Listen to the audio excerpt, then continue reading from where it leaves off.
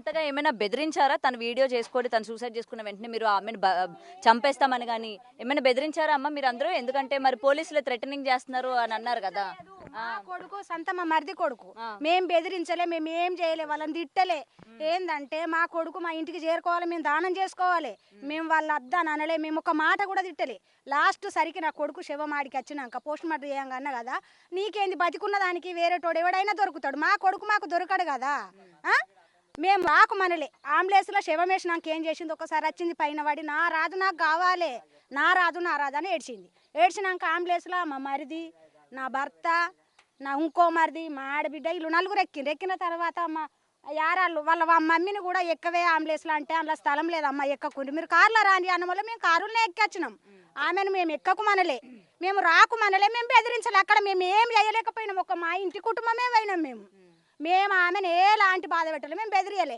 Ambulance ఎక్కుతానని అత్తే మేము అద్దనలేదు. కానీ నేను మేమాట ఎక్కుమని అంటామా, మాది నా కొడుకుది పెండ్లి ఆ పేరు అంటామా, నువ్వు రామ్మ ఎక్కేవని మేము ఎట్లా అంటాము?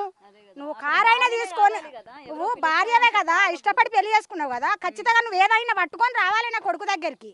నువ్వెందుకు రాలేదు, కారణం ఏంది? మరి సరే మంచిది, నా కొడుకును పోలీసు వాళ్ళు వచ్చేదాకా శవం తీయద్దు, నువ్వెందుకు తీసినావు సరే మంచిది బతుకుతాడని తీసినావు. నా కొడుకుని తీసిన దానివి నువ్వు మాకు ఫోన్ చెయ్యాలి, ఫోన్ చేసి మళ్ళీ మేము వచ్చేదాకానైనాడు ఉండాలి. చచ్చిపోయినోడిని పట్టుకొని పోయి బతికించిందని నువ్వు హాస్పిటల్ వేసి నువ్వు ఇంత నటించుతున్నావంటే మేము ఎంతవరకు కరెక్ట్ అనుకుంటాం? నా కొడుకు చచ్చిపోయినోని మీద రాజు సాక్షి, మామ నీ కొడుకు మీద నువ్వు ప్రమాణం చేసి చెప్పు, మరి నీ కొడుకు మీద ప్రమాణం చేయమని అంటుంది, ఏ కారణంగా చేయమంటుంది మమ్మల్ని ప్రమాణము? నువ్వు అంత జాలిగల భార్యవేనాయే. మరి సరే మంచిది, మాకు కోపం ఏమున్నది, మేము కొట్టాలనుకుంటే కొట్టాం, అది ఎంతటిది మాకు అక్కడ. ఇప్పుడు ఆయన సూసైడ్ చేసుకున్నాడు అనగానే మీకు ఫోన్ చేసిందా? మాకు చెయ్యలే, శవాన్ని వేసుకొని పోయేదాకా కూడా మాకు ఫోన్ లేదు, మాకు ఏ ఫోన్ లేదు, ఎట్లాంటిది లేదు మాకు ఫోన్. మళ్ళీ ఇక్కడికి వచ్చిన తర్వాత ఇక అత్తరు కావచ్చు అనుకున్నాం. మేము ఎందుకు రమ్మంటాం మేడం? మీరు ఒక్కరు కూడా మమ్మల్ని రమ్మనలే. అంటే నా కొడుకుదేమన్నా పెళ్లి శుభకార్యం జరుగుతుంది, నువ్వు ఇవాళ రమ్మని మేము అంటామా? నీకు ఇష్టపడి పెళ్లి చేసుకున్నదాన్ని కాబట్టి నా భర్తతో నన్ను చంపినా మంచిదే, నేను పోతా దానం చేసుకుంటాను. నువ్వు వచ్చి ఇక్కడ మట్టేసి పోనుంటివి, నువ్వు 3 రోజుల్లో రాకపోతివి, 5 రోజుల్లో రాకపోతివి, కనీసానికి 9 రోజుల్లో రాకపోతివి, ఇప్పటి వరకు కూడా రాకుండా నిన్న ఫోన్ చేసి అంటుంది కదా మామ నేను అత్త అంటే మేము ఎట్లా రమ్మంటాం? నిన్ను ఎందుకు రమ్మంటాం? ఇష్టం ఉంటే రా, వచ్చిపో, నువ్వు వచ్చుడద్దు, మా కొడుకే లేనప్పుడు నువ్వు ఎందుకని మా మరిది అన్నాడు. అంతే మేడం. ఇక మేము ఒక్క మాట కూడా మేము కొట్టాలని ఎంతటిది కూడా కాదు, అంత కోపం ఉంది. కానీ ఎందుకంటే మేము చచ్చిపోయిన ఆవేశంలో మా ఇంటి కుటుంబమే అయినాం, మేము దాన్ని కొట్టలేదు, తిట్టలేదు, ఏం చేయలేదు. మా మీద ఏం చెప్తాను? పోనీ అబ్బాయి కొట్టినప్పుడైనా మీ ఇంట్లో వాళ్ళకి ఫోన్ చేసి మీ అబ్బాయి ఇట్లా బిహేవ్ చేస్తున్నాడు అని చెప్పింది? ఆడు చచ్చిపోయే ముందు కూడా నా కొడుకు రికార్డ్ చేసి ఉంచిండు, ఆ మాటలు పట్టుకొని అన్న నా భర్త ఇయాల చస్తానంటాడు. మరి నేను అత్త, మరి ఇంటి పక్కంటోళ్ళకన్నా మరి అత్త మామ గిట్లా గొడవ పెట్టుకున్నాం మేము. మరి నీ కొడుకు గిట్లా అంటాడు, మీరు రాండి ఎవరన్నా వచ్చి తీసుకొని పోండి. నీ భర్త నీకు ఇష్టం ఉన్నప్పుడు సత్తననంగా కూడా నువ్వు ఎట్లా పోయినావు తల్లి గారింటికి? బతుకమ్మ నీకు ఎట్లా ఆడబుద్ధి అయింది? నా కొడుకు చచ్చిపోయినాక కూడా నీకు బతుకమ్మ అంటే అంత ఇష్టం, వాడు చచ్చిపోతా అని ఫోన్ చేస్తే నీకు భర్త మీద ఇష్టం ఉన్నాక నువ్వు ఎట్లా రావు? ముందే కొట్టాడు అని చెప్పింది, హెల్మెట్ తో నన్ను కొట్టాడు, బతుకమ్మ ఆడడానికి నేను పోయినా. దెబ్బ తాకినాక ఎట్లా పోతారు మేడం చెప్పండి? మీరే హెల్మెట్కి ఏమన్నా దెబ్బ తాకితే నెత్తికి తాకింది అన్నది, హెల్మెట్ లెక్క హెల్మెట్. నా కొడుకు తాగే బీర్లు అవి కానే కావు, ఒకటే బీరు తాగిండట, వాడు తాగేది వేరే బీరు, అక్కడ 4 కీసలు ఉన్నాయి, తాగి చిందరబందర చేసి చచ్చిపోయింది అని చెప్తాంది. ఇదంతా నా కొడుకు చచ్చిపోయినోని మీద మొత్తం అబద్ధాలే చెప్తాను వాళ్ళు. నా కొడుకు తాగే బీరు అది కాదు. ఆ కీసలన్నీ ఏమైనాయి అంటే ఇంటి ఓనరు పడేయమంటే మేము క్లీన్ చేసి అవన్నీ పడేసినామని చెప్తాను. ఇవన్నీ బూటకాలే మేడం. ఆయన అమ్మాయికి ఎటువంటి అక్రమ సంబంధాలు ఉండడం కానీ అలా ఏమీ లేవు అని కూడా చెప్తూ ఉన్నారు. అయితే అంటే ఇలాంటి నిందలన్నీ కూడా నా మీద వేస్తూ ఉన్నారు, నేను చాలా జెన్యూన్ అమ్మాయిని, నాకు ఎటువంటి సంబంధాలు లేవు, కానీ వీళ్ళే నాకు ఇట్లాంటివన్నీ కూడా అంటగడుతున్నారు అన్నట్టు ఆ పిల్ల చెప్తాను. అంటగట్టినప్పుడు నీకు సరే మంచిది, మా వాళ్ళు అన్ని అంటగట్టుతారు, నువ్వు మంచి న్యాయస్థరాలువే, నీ భర్త మీద ఇష్టంలో నువ్వు ఎలాంటి నువ్వు తప్పులు చేయందా అనివి. తప్పు చేయండి ఎవరైనా ముందుకు వస్తుంది, మాట్లాడుతుంది. నేనేం తప్పు చేసిన, నా భర్త నన్ను అనుమానించిండ, నువ్వు అత్తమామక లేకపోతే మా కుటుంబానిక ఎవరికైనా చెప్పచ్చు. ఇప్పుడు కూడా వచ్చి కూడా నీ కొడుకు నా మీద గిట్లా చేసి సచ్చిండని చెప్పచ్చు. నువ్వెందుకు చెప్పుతలేవు మాకు, మా దగ్గరికి ఎందుకు వస్తలేవు? మాకు అదే డౌట్, అదే ఖచ్చితంగా చంపి ఉంటుంది అంతే. తల్లి ఏమైనా ఆపుతుందా? ఎవరి తల్లి?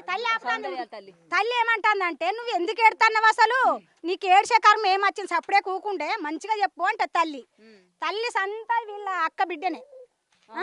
అక్క బిడ్డ అయితే సంత అక్క రాదు, అక్క బిడ్డ రాదు, అయ్యో నీకు సంబంధం నీకు మేనగోడల వరుసన చేసుకున్నప్పుడు పట్టుకొని ఏడ్చి అంత ధైర్యం కూడా లేదా నీకు ఆ?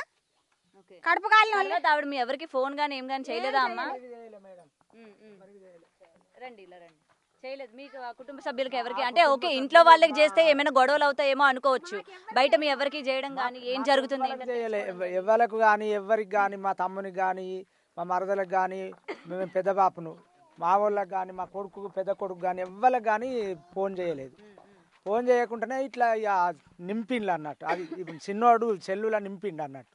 అవిటిని పట్టుకొని ఇప్పుడు మేము ఏమి ఎట్లా చేసుడు అని చెప్పి ఆ డౌట్ చేత మేము అక్కడ ఒకవేళ మా ఒక్క కుటుంబం పోయింది అయితే అక్కడ చెయ్యి చేసుకునే ప్రయత్నం చేసినాం కానీ చేస్తామంటే మళ్ళీ వెనుక ఎంతమంది ఉన్నారు, మనం ఇక్కడ చేయి చేసుకోరాదు బిడ్డ, మనం ఏదనద్దు అని చెప్పి నా కొడుకు చెప్పుకొని మా వాళ్ళ మేము చేసుకొని మళ్ళీ నా కొడుకుని తీసుకొని వచ్చేసినాం. వచ్చి దాని క్రియలు చేసుకున్నాం. ఎంత బాధ చేత పోయిండో ఆ ముచ్చట మాకు చెప్పద్దా, నువ్వు మా కోడలు ఆయన భార్యవేనా, మరి పెద్ద మామ ఇట్లా జరుగుతుందే ఈ విషయం జరుగుతుంది అని చెప్పుకునే అంత స్తోమత లేకుండా 4 బీర్లు తాగిందని అంటాను. వాడు అకల్పిత వైరం పెట్టేటోడు వాడు మా కల్పించి చెప్తాడు. 4 బీర్లు నా కొడుకు తాగేటోడు కాదు. అదైనా ఒకటి ఎట్లా తెచ్చుకున్నాడో ఎట్లా చేసిండో మన పండుగ రోజు కదా అది. అంటే మామూలుగా అంటే ఎక్కువ తాగడం ఊగడం అలా కాదైతే ఏదో పండగల పూట మామూలుగా 1, 2 అన్నట్టు ఒక్కటే తెచ్చుకున్నాడు. చీర తెచ్చిండట, చీర కట్టుకోమన్నాడట. చీర కట్టుకోమంటే నువ్వు ఊరేసుకొని చావరా అన్నారట.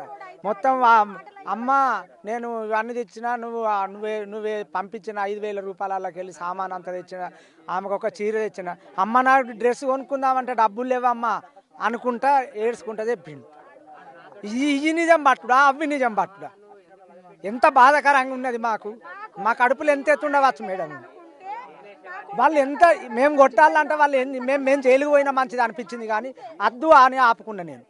ఇక్కడ అద్దు ప్రయత్నం మంచిగా లేదు. మనం ఈ చేసుకున్నాక తర్వాత పెద్దలే వాళ్ళే తీర్పు చెప్తారు కానీ మనం చేసుకోవద్దు అని చెప్పి పెట్టలేదు. కేసు పెడతాను నేనన్నా ఫస్ట్ అట్టి నా ఎద్దంతా కొడుకుని తీసుకొని పోతాను, కేసు ఎందుకు గురించి పెట్టావు అని చెప్పి అడిగిన. నా తమ్ముడు నువ్వు పెట్టకు నేను పెడతా, నా కేసు నా మీద వేసుకుంటున్నా అన్న కానీ అన్న అద్దు ఇప్పుడు అద్దు, మన కొడుకును దానక్రియలు చేసుకున్నాక నేను ఏదో చేస్తా కానీ దాన్ని ఇక్కడ ఏం చేయకమని అనవలే. ఇక తమ్ముని మాట తీసుకున్నాం వెళ్ళి వచ్చినాం. ఇక అంతేకాని మేము అనలేదు చేయలే.